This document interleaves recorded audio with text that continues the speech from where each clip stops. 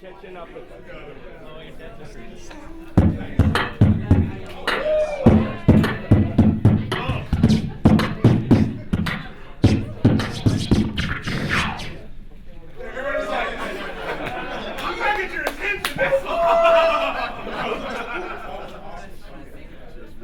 Good afternoon, folks. How's everybody doing? This is our second annual Black Comics Arts Festival, so thank you for coming out for 2016. We really appreciate it. There's going to be folks filtering in. It is my absolute pleasure to have a conversation with Mr. John Jennings here. If you don't know John Jennings, he's pretty much synonymous with comic books. You are. Don't. Today's not the day to be humble. Okay. Today, own it. Own the greatness. It's Artists Against Police Brutality, APB. He's doing the graphic novel for Octavia Butler's Kindred. He's did Blue Hand Mojo, Blacker the Ink. I mean, just like with David Walker earlier today, if I listed all this man's accomplishments, that would be the entire presentation. This brother has done everything in comics, from teaching it at Buffalo, New York, and on the summer, the CCA in Oakland's graphic novel program, teaching the summer session. I mean, this brother has done everything, so John, so welcome. And he's also the co-founder of BCAF, so welcome, John Jennings. Thank you. I mean, I know you and I can geek out on certain levels of this stuff, yes. So we won't speak in esotericism. Multiple levels. Multiple levels. So, like to ask the question, why comics for you? Well, one of the things I love about comics is the fact that anyone in the room right now could make one. Because all you have to do is have an idea, a piece of paper, and something to make a mark with, and you just divide it up. And you don't necessarily have to just use drawing to make comics. You can use, like the Italians, you can do like fumetti, you can do illustrated photography. It's all about sequence and image. And then what you do is you take that and you just make multiples of it, and you have just published a comic, It's a really immediate form of expression. That's one of the things I love about it. The other thing I love about comics is the fact that people don't take them seriously. So you can always do things, slip a little knowledge in there. Because, it's just a comic book. It's just a few lines on a few pages, but think about how powerful they are. Images have a lot of power. And so I love that about them. So they're almost inherently subversive, and I like that, Not to mention they were, trying to be banned in this country, the whole 10-cent plague and all that. It's a great book to read. Yeah. There's like literal, almost like McCarthyist prosecution. It was around the same time. Around the same time of comic books because of how subversive they actually can be. Right. Like I said, let's talk about, I know everybody, the biggest applause came from the Octavia Butler Kindred. Yeah. Can we talk about, I know some of it's probably kind of top secret, but can you tell us about like where you're at when it was released, what you're doing, how you're approaching it? Yeah. So right now, it's been co-adapted with my friend Damien Duffy, who's a longtime collaborator for Last. Shout out to Damien, who's here today. Shout out to Damien, exactly, who is my, brother from another mother, we've been working together for like a decade on various types of curatorial pieces, comics together, all kinds of things, right? And so right now we're thumbnailing out the entire book. It's 240 pages, full color. It's going to be about 6x9. It's going to be a nice prestige format. The publisher is Abrams Comics Arts, which is, if you don't know about Abrams, it's been around for a very long time. So it's like traditional publishing.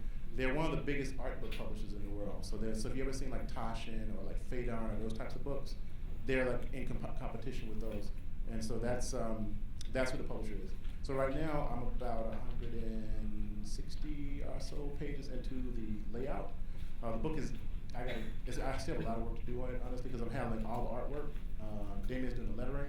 But they want to see the entire book thumbnailed out first, so that's what we're in the process of doing. So I'm doing like 20 to 40 pages of thumbnails like a week in tandem with all this other stuff. So. And how did you get that? Because there's so many people that I know personally, especially filmmakers, things who've been dying to adapt Octavia Butler's work. Yeah. So how did you guys get the Holy Grail? Because this is like out of all of Octavia Butler's books, everybody has read Kendrick. Who's read it? Yeah. Who's read her book? So like, how did you get that? It's a really trippy story, man, because so the first thing was there's this publisher, Beacon Press, that actually does have, had some of the rights to Octavia's work and put out a lot of the books.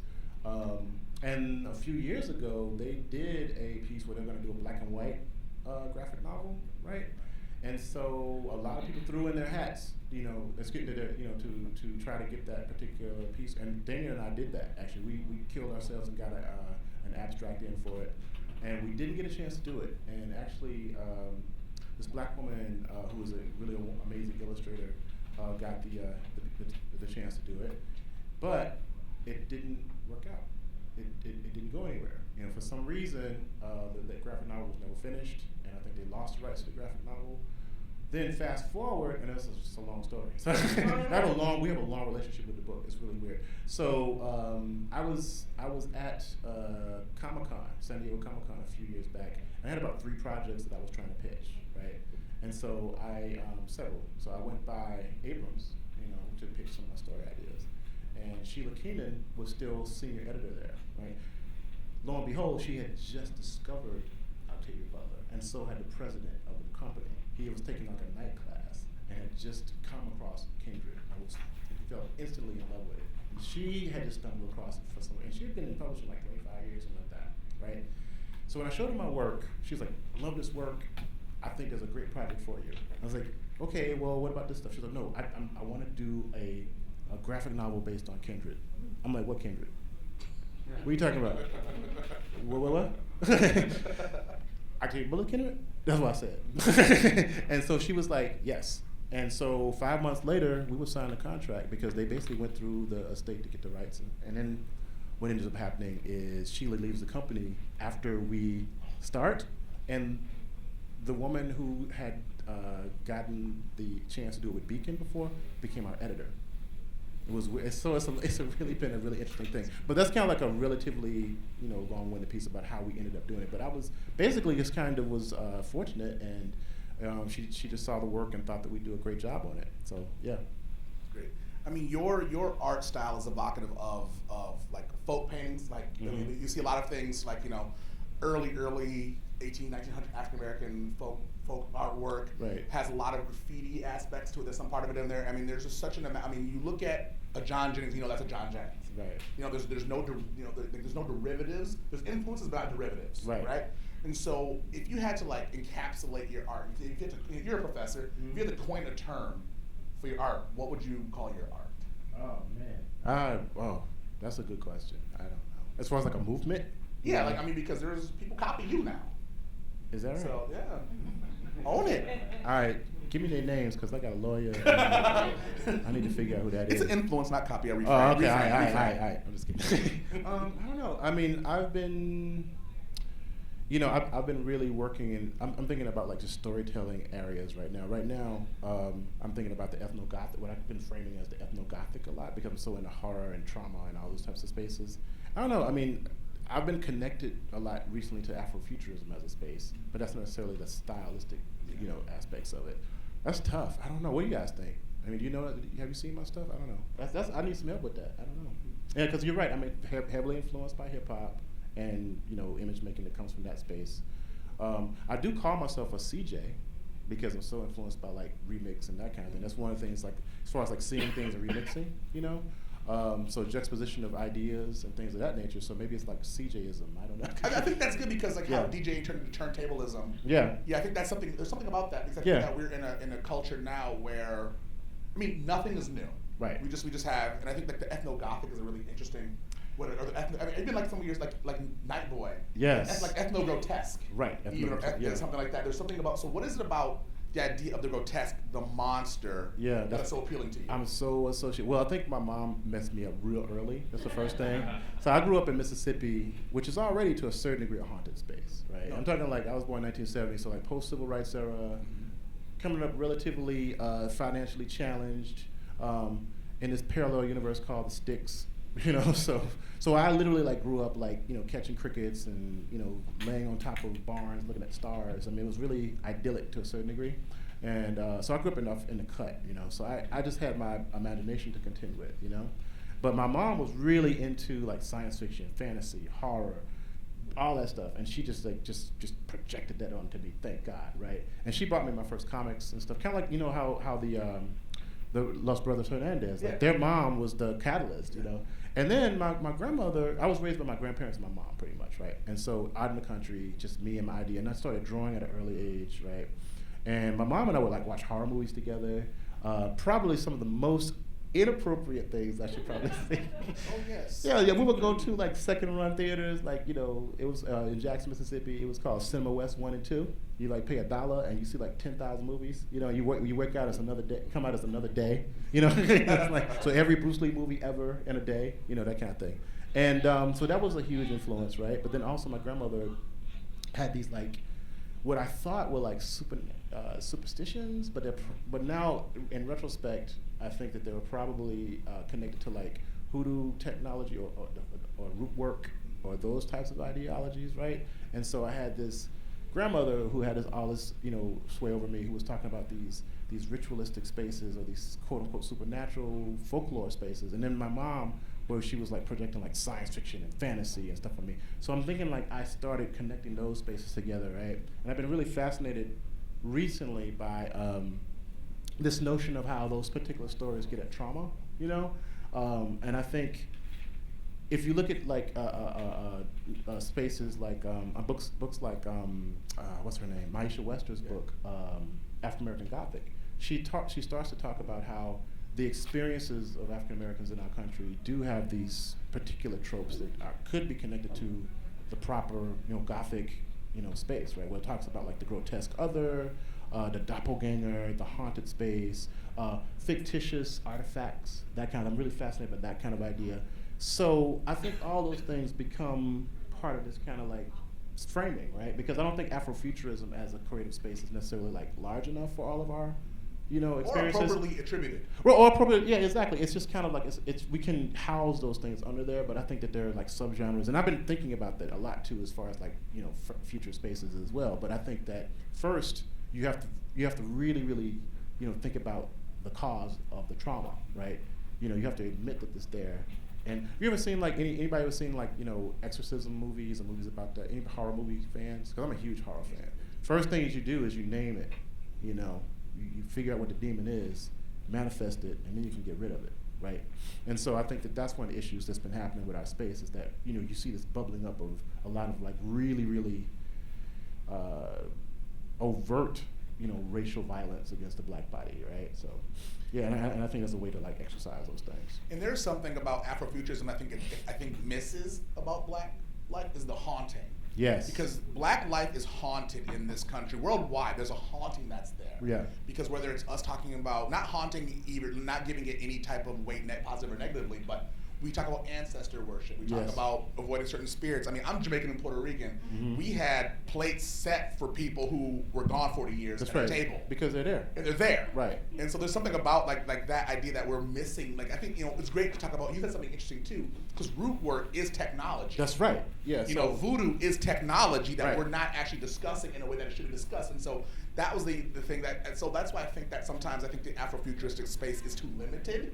Yeah. But the Afro-Gothic space or the Afro-grotesque is something I think has a lot of, because we don't talk about trauma in the way that we're talking about trauma, because trauma just isn't an impact. That's right. Trauma is a response, a reaction. And it also has generational affect. Exactly. Yeah. Yes, it's because even in the definition that I'm dealing with the ethnogothic, I definitely talk about the affective dimension. I think when Stanford Carpenter and myself started thinking about this, I started the limitations of that space. We definitely were talking about the affective dimension, right? And yeah, and another thing, I actually just finished. My friend Ronaldo Anderson is working on these 2 books about Afrofuturism. He calls them Afrofuturism 2.0. Yeah. Just looking at the black speculative culture from various standpoints, not just the arts, but also from like theology, sociology, different spaces, right? And so me and my friend Clint Fluker are putting together this piece called Forms of Future Past. And so I kind of think about this notion of the pan-technological, where like these liberation technologies, right? And technology as systemic issues, not just like manifestations of not just your cell phone, but the systems that are connected to it, the ways of making meaning that are connected to that. Those are also technologies at large, right? And highly influenced by like Beth Coleman's work, Race as Technology, and of course Amir Baraka's piece, Technology and Ethos, right? It's a big part of that, right? So yeah, you're absolutely right, and I think that we need to take note of those particular types of spaces and merge those, and you can come up with some really amazing expressive spaces that way. So, I got really excited. You know, it's not new because people forgetting George Schuyler in the 20s. You know, Yeah. Empire. I mean, this is not new. No. We just have new narrative frames which to approach this stuff. This Right. stuff is not new. We've been around forever. I mean, to this day, I remember my grandmother, rest her soul. My great grandfather's name was Triumph McConnell. No. His name was Triumph. Triumph was his name. Wow. He used to come out of the woods, chop up British people with a machete, and go back in the woods. Like, that's what he did in Jamaica. He was like leftover maroon chopping folks up. That's what he did. Like, and his blood's in my body, so don't y'all step. But then going to Bog Walk to my family and seeing the machete, supposedly, whether it's true or not, doesn't matter. The affect is that's part of our story now, and we have all of these polyvalent narratives that land on us as especially as Black people, because we're everywhere you go. Because here's a funny story: my wife and I were in Car, which is the southern-western tip of the Philippines, at Cebu Island. There was a burnt-out church, had Snoop Dogg spray painted on it. I didn't see electricity, I didn't see power lines, but it said Snoop Dogg, and I'm like, we are everywhere. It's like literally the jungle. Right. We went across the water and saw Carabao in there, and then a burnt out church with Snoop Dogg spray painted on that, and it just trips me out, like the influence. I mean, you think of where hip hop is. It's everywhere you go. I mean, you got racist Nazis in the Ukraine rhyming about "nigga have to die," But we are everywhere. But then the question is how do we maintain our spaces? Because we are probably the most commodified, commercialized physicalities, culture in the world. Everything. How do we keep it to ourselves? I mean, how do we stave off the corruption? I think well, here's the thing with this Afrofuturism 2.0 piece. I think that first thing that Ronaldo and I are working on is what we call the Black Speculative Arts Movement, because there's been this really interesting mirroring to the Black arts movement to a certain degree, and we actually have just been working on a manifesto as far as these are things that we see connecting, because you're right, these ideas have been around for a long time. I look at the new, quote unquote new discovery of W.B. Du Bois's piece, The Princess Steel, which is a science fiction story that was written in 1908. Right, they just stumbled across. So and there's a piece of technology in it called the megascope. Yeah, right? They can see through time and space.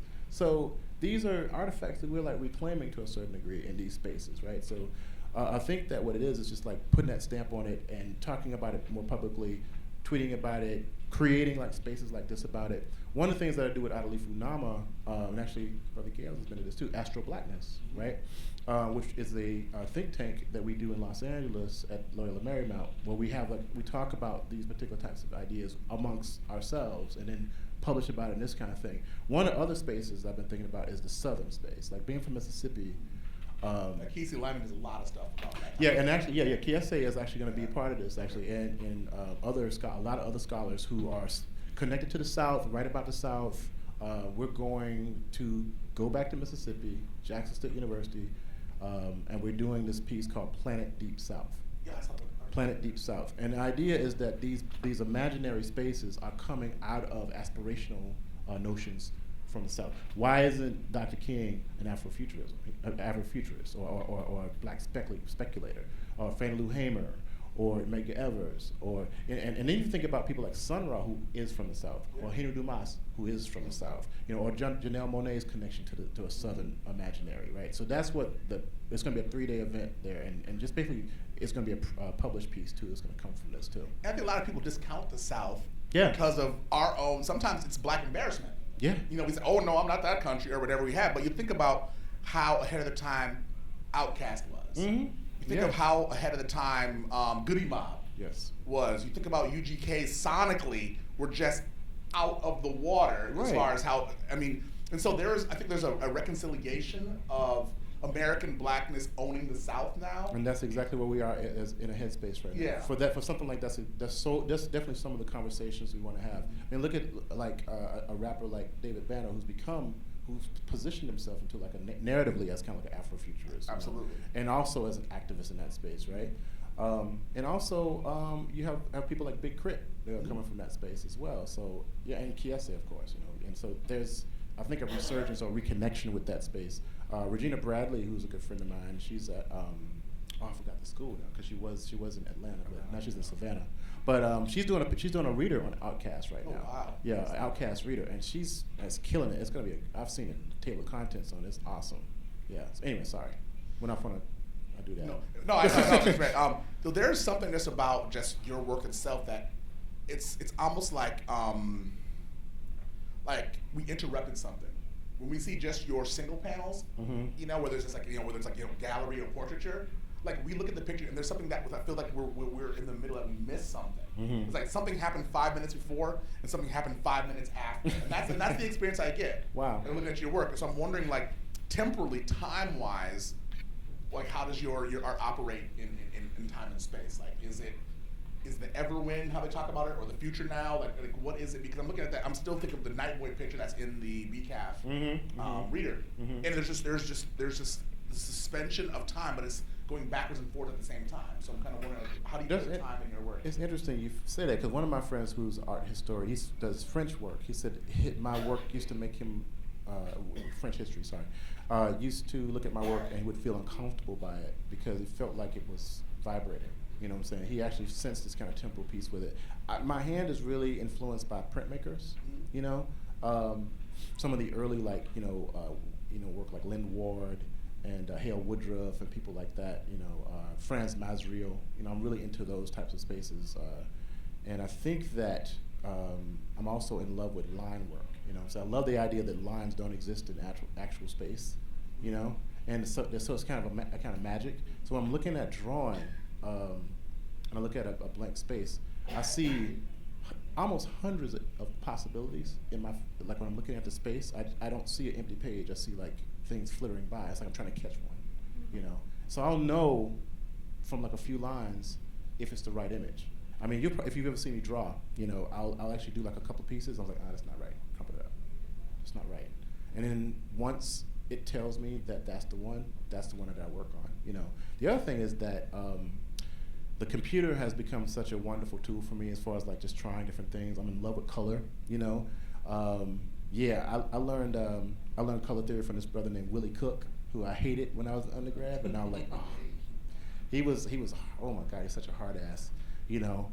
He was the type of cat that would watch a football game just to see the colors interact. Wasn't a sports fan, he just liked the colors on the screen, you know. That's kind of how he thought about color, and so those types of spaces. And then my friend Tom Kovacs, who was also a woodcut artist. So what I call another stylistic thing that I just thought about was I call the stuff that I do sometimes, let's say digital xylography or virtual xylography.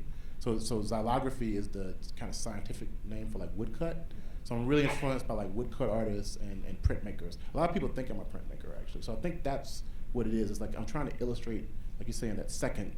You know, but also breathe a little bit of life into it. Sometimes it could work against you, especially if you have, you know, sometimes when I look at my stuff, it's almost like it's too vibratory, so I need to actually start playing around with like just the economy of line a little bit more, but I do love it though, you know. So I'm looking at the stuff you did for Isaiah, John Everett's books, right? That Jimmy Bones. Right. There's something ritualistic about it, and I know Dawood Anyabwile yesterday was saying that there's, when he does his work, there's ceremony. Right. In the work, there's ritual in the work that he's doing. So I'm wondering, are you in that same headspace? Like some people will come to the comic work, whether it's writing or drawing, as prep. In a way, like this is how I get whatever inside out. I've had this conversation with my friend Stacey Robinson. We actually have a studio together. Shout out, yeah, called Black Kirby. That is, you know, a avatar / studio / entity, you know, that kind of thing. And we've talked about it as a type of ministry to a certain degree. You know, we actually there is like this kind of like connection to the sublime or connection to the spiritual that I think is in the essence of the work. I'm really influenced by this work called Technosis. It's a book by Eric Davis, but more of a black technosis or Africanist technosis, you know, where we're interjecting these ancestral spaces through the technology, you know. And you know, so I think that's part of it. So so there is this kind of like spiritual aspect to it, I think, because when you think about drawing, you know, it's not just like drawing; it's like you're pulling something out, right? I like the idea of like you're trying to pull something into existence. Like the sculptor saying that it's already there. I just removed. Yeah, and that's why I think about drawing. It's already there. Exactly. You're just finding it, you know. But you have to practice to find it. You know, that's the thing. And drawing is not just training your hand; it's also training your eyes, right? You have to see it. You know, so. How many creators are in the room? People who create. So let's turn to a process issue right now, real quick, because I know we're coming out of time. Mm-hmm. So my question is like, I've asked this question for everybody because one of my favorite questions is like, how do you, from whole cloth, from scratch, world build? Man, how do you build a world? I love world building. You know, it's funny you mentioned that because I'm doing some world building right now with my friend Regina. I was at Regina Bradley. Bradley, yeah, not Regina. So I was actually asked to be a part of this USC joint about the legacies of cyberpunk. Mm-hmm. And so I was thinking about that, like, so what are the Black legacies, or how is it connected to the Black experience in America, right? And so we started thinking about these future Southern spaces. And she does a lot of work on trap music. So I actually come up with this world called Cybertrap, you know, a future Southern, almost like post-apocalyptic space after whatever happens to the coast, you know, with global warming, and people move inland, and all of these like centralized spaces become mega spaces, right? And also it's like after a civil war that's connected to water, right? So I've started doing just thinking about like what those future, you know, spaces will be for our people in that area. So I'm doing like a lot of world building on that.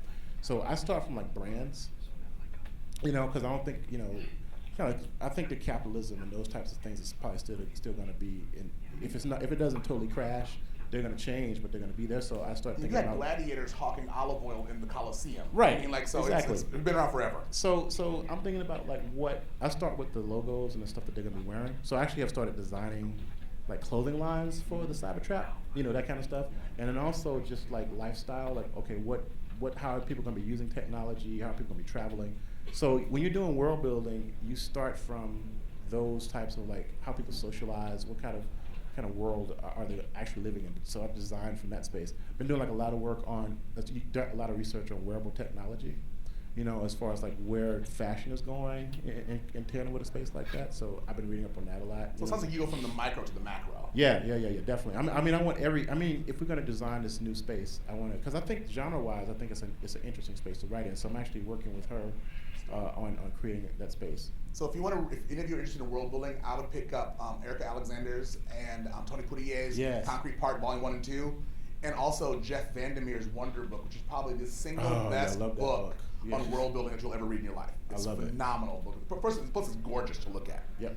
I got the signal to wrap it up, but my man Che right there goes to the Oakland School of the Arts, and he's actually doing a graphic novel about gentrification of Oakland, and that Black landlords have a hit list out against them. Oh wow! So what would you give my man right here a piece of advice of how to like follow through with his vision, get it out there to most amount of people, and just because I mean, smart dude needs the encouragement. You're already a veteran, so what would you give to him right now? Oh, I would just say don't stop, because there's so many reasons why. I mean, a lot of people put things in front of you to stumble, or even yourself. I mean, so I would say keep going, because at one particular point I gave up. You know, I really did, because I thought that, you know, it wasn't a space for me and that kind of thing. So I think that's the best advice. It's like, you know, actually don't stop doing it. If you really love it, you know, then really love it. But know that it's hard. You know, it's a lot of work. So yeah. And I can't wait to read it. I'm gonna be the first one about it. I think we have time for 2 audience questions. Do you have any questions from the audience?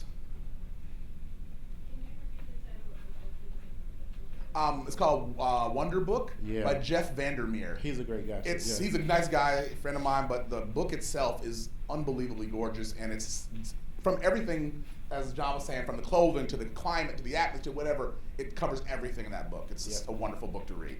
Yeah, I love it. But Nettie has a section in there. Yeah, she does. Nettie has a section. Neil Gaiman has a section in there. Yep. Nalo's in there, I think. Yeah, I love that. Everybody's in that book. Yeah, I'm in one of his books too. I'm so happy about that. Those of us who aren't I was like, gifted. I love his stuff. You know, he's got a steampunk manual too. Yeah, that was dope. Yeah, it's a good book. Any other questions from the audience? I know there's a lot of creators in the room.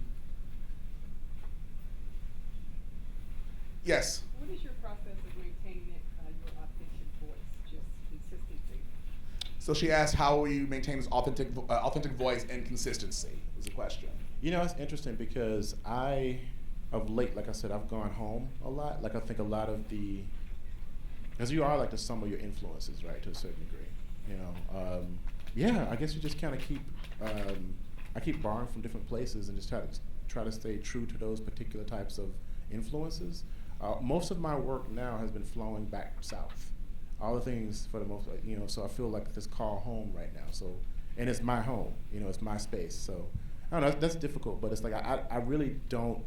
I mean, because I do like ingest a lot of like pop culture, but I'm the filter, So it's like it's filtering through my particular decisions, because a style really is like a system of decisions, It really is. It's a system of decisions. So like, I try to like just maintain the reasons why I'm doing it, So I'm not doing it because I want to make a gajillion dollars. That'd be nice, But the stories have to be told one way or the other, or else they won't leave me alone. So yeah. Land on the last question. We'll land right there. You said that you had started drawing from a very young age. Mm-hmm. Was there a point where you recognized, you felt like, the question about having a style, was there a point where you felt like, oh, hey, this is my style, or has it always just been, a constant evolution that, in hindsight, we can say, this is John Jennings? Mm-hmm. Do you know what I mean? Like, do you feel like there was ever a point where, oh, I got it, this is me? I think the first time that I really realized that there was a connection between all these things, there's a series of images that I did called Matters of the Fact. And it was when I started thinking about like the commodification of the black body and how stereotypes still keep popping up, right? And so it was after I took a trip to Japan. I was curating a show in Japan, and I came back, and I was really influenced by like robots and cyborgs and stuff like that. And I started thinking about the Cyborg Manifesto a little bit. Doesn't really deal with race as well, but I like that idea of the cyborg as a construct, right? And so when I started thinking about those things, that's when I kind of stumbled into a fusion between like my interests and the form, because I think the style is at the intersection of those two things, right? So I think that was when I first saw that was how I was going to be working, yeah, and I think that's what it was. And so it's like all these influences that kind of culminate, and ever since then, I feel like that has been a direction for me. Yeah, so there was that series, about 70 images. I did like 70 images in like 4 days. They just came out like water, and I was like, yeah, this is where it is. This is where it is supposed to be. And actually, those are going to be on. I actually have a show in Buffalo, like in 2 weeks. There's going to be some of those. Yeah. All right. So thank you everybody for coming out. Appreciate it. Where can we find you on the interwebs or wherever? Where we find you? Because when I named my Tumblr site and stuff, I didn't. Tumblr is like CJ Adventures. If you go, and it's SEE-JAY. And if you do a Google search for that, you find that. And I'm on Twitter. I'm J.I. Jennings. J.I. Jennings on Twitter. And C-J Adventures on Tumblr. Yep. I'm at thenerdsofcolor.org if you want to read my stuff. I have zero artistic ability. I can write, but I can't draw, so don't look for my drawings. I'll write. And thank you all for coming out. Thank you for coming to BCAF 2016. We appreciate it. Thank you so much. All right.